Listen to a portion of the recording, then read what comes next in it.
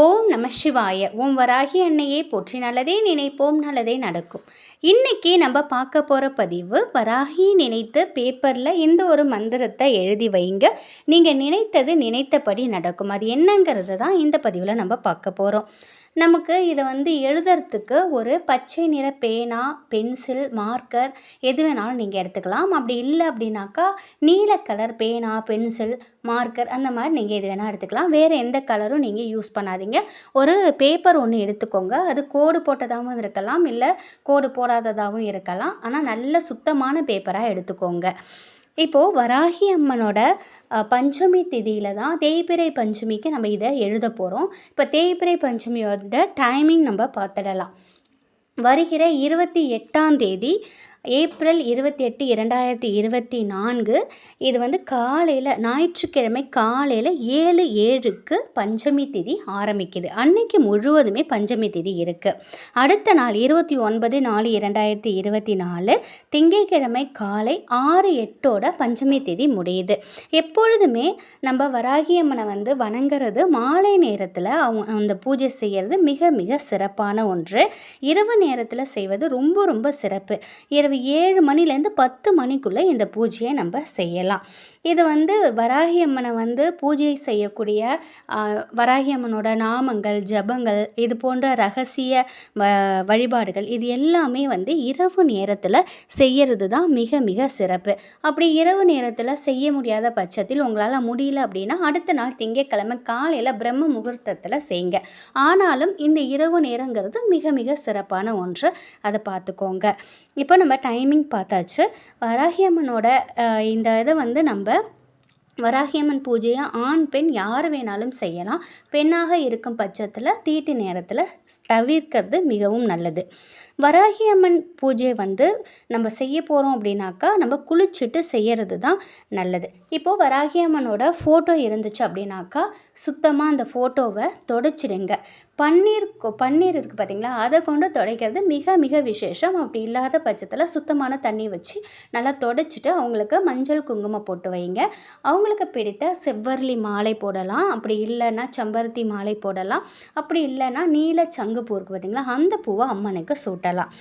இதை நீங்கள் செய்யணும். அதுக்கப்புறம் அவங்களோட விக்கிரகம் இருந்துச்சு அப்படின்னாக்கா கண்டிப்பாக அவங்களுக்கு அபிஷேகம் செய்கிறது மிக மிக சிறப்பு. பால், தயிர், இதை கொண்டு தேன், இது 3ம் கொண்டு அபிஷேகம் செய்கிறது நல்லது. உங்களால் எது முடியுதோ நீங்கள் அதை செய்யலாம். இப்போது அடுத்தது பார்த்தீங்க அப்படின்னாக்கா அம்மனுக்கு பிடித்த நெய்வேத்தியம் நீங்கள் வைக்கணும். பானகம், தேன் கலந்த மாதுளை முத்துக்கள் மிகவும் அவங்களுக்கு பிடித்த ஒன்று. பானகம் செய்வது எல்லாருக்குமே தெரிந்த ஒன்று. நம்மளோட சேனல் நிறைய போட்டிருக்கோம். 1 டம்ளர் சுத்தமான தண்ணியில் நாட்டு சர்க்கரை இல்லை வெல்லம் கரைக்கிக்கோங்க. அதில் 1 ஸ்பூன் லெமன் எலுமிச்சை சாறு சேர்த்துக்கோங்க. அதில் கொஞ்சம் சுக்குப்பொடி சேர்த்து நீங்கள் அதை வைக்கலாம், பானகம் வைக்கலாம். பூமிக்கு அடியில் விளையக்கூடிய கிழங்கு வகைகள், கருணக்கிழங்கு, உருளைக்கிழங்கு, சக்கரவள்ளி கிழங்கு, இதில் எது கிடைக்குதோ அதை நீங்கள் வைக்கலாம். சமைத்து வேக வைத்து வைக்கக்கூடாது, சமைக்கவும் கூடாது, வேக வைக்கவும் கூடாது. பச்சையாக வைக்கிறது மிக சிறப்பு. அதை வச்சு நெய்வேத்தியம் பண்ணதுக்கப்புறம் நீங்கள் அதை சமைச்சு நீங்கள் சாப்பிடலாம்.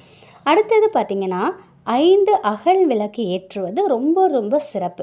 இப்போது அம்மனோட ஃபோட்டோ விக்கிரகம் இருந்துச்சு அப்படின்னா நம்ம இது எல்லாமே நம்ம பண்ணுறோம்.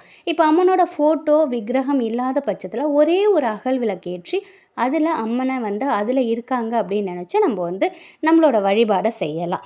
அடுத்து 5 அகல் விளக்கு ஏற்றி கிழக்கு திசை நோக்கி ஏற்றி வைக்கிறது மிகவும் சிறப்பு. விளக்குக்கு முன்னாடி நெய்வேத்தியம் வைங்க. தேங்காய் உடைச்சி நம்ம கற்பூர ஆரத்தி காட்டலாம். தேங்காய் இல்லாத பட்சத்தில் நீங்கள் அந்த நெய்வேத்தியத்துக்கு வெறுமனே நீங்கள் கற்பூர ஆரத்தி நீங்கள் காட்டலாம். இது அம்மனோட ஃபோட்டோவோ விக்கிரகமோ இருந்துச்சு அப்படின்னாக்கா இது போல் பண்ணுங்கள். அப்படி இல்லை அம்மனை நாங்கள் பார்க்கணும் அப்படின்னு நினைக்கிறவங்க விளக்கு ஜோதியில் நீங்கள் அம்மனை பார்க்கலாம்.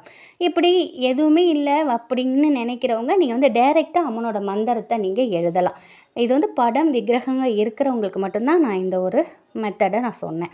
அடுத்தது பார்த்திங்க அப்படின்னாக்கா இப்போ எல்லாத்தையுமே நம்ம முடிச்சிட்டோம். அம்மனுக்கு நெய்வேத்தியம் வச்சாச்சு, கற்பூரம் ஆரத்தி காட்டியாச்சு, எல்லாமே முடிச்சாச்சு.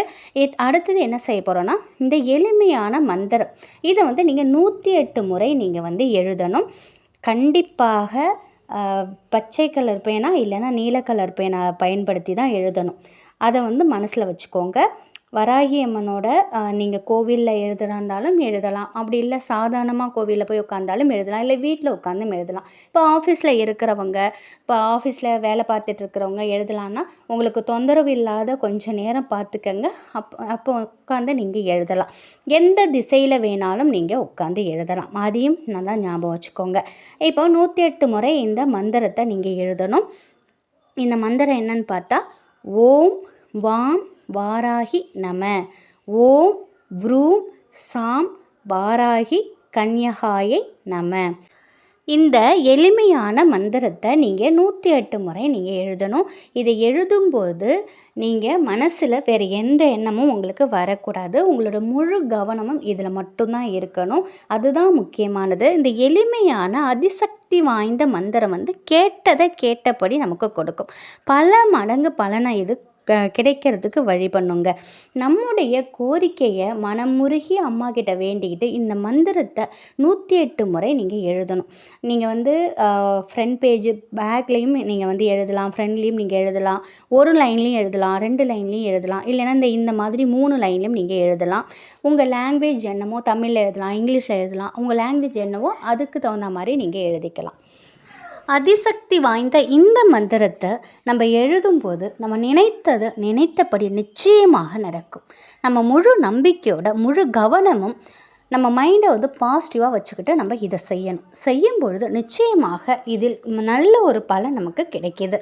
ஒவ்வொரு பஞ்சமி திதியும் நம்ம வராகி அம்மனை வழிபட்டோம்னா எதிரிகள் நிச்சயமாக நமக்கு இருக்க மாட்டாங்க.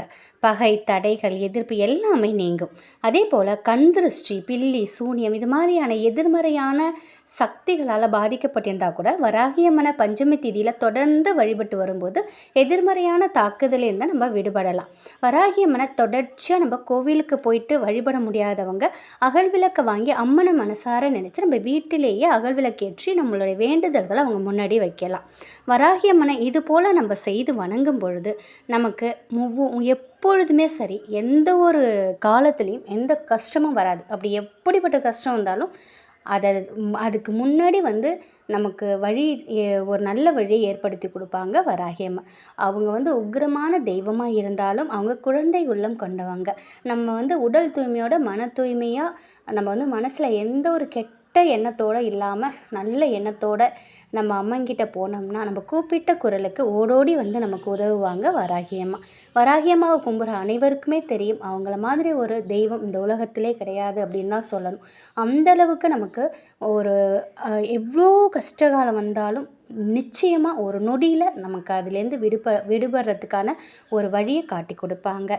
நீங்கள் முழு நம்பிக்கையோட வராகி அம்மனை இந்த தேய்பிறை பஞ்சமியில் இந்த ஒரு மந்திரத்தை சொல்லி நீங்கள் வணங்குங்க. கேட்டபடி உங்களுக்கு கிடைக்கும். இது முற்றிலும் உண்மை. இதை வந்து நிறைய பேர் வந்து இதை வந்து அனுபவபூர்வமாக உணர்ந்திருக்காங்க. நீங்கள் செஞ்சு பாருங்கள், கண்டிப்பாக உங்களுக்கு கைமேல் பலன் கொடுக்கும் வழிபாடு இது. இந்த ஒரு தகவல் உங்களுக்கு பயனுள்ளதாக இருக்கும் அப்படின்னு நம்புகிறேன். வராகி அன்னையின் அருளோடு எப்பொழுதும் உங்கள் வீட்டில் செல்வ செழிப்பும் ஆரோக்கியமும் மகிழ்ச்சியும் நிலைத்திருக்கட்டும். நன்றி.